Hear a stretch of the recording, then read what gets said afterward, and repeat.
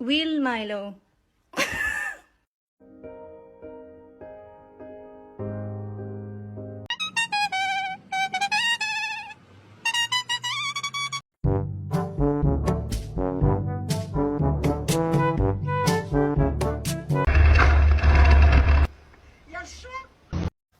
Okay, Suede, too much. Hey!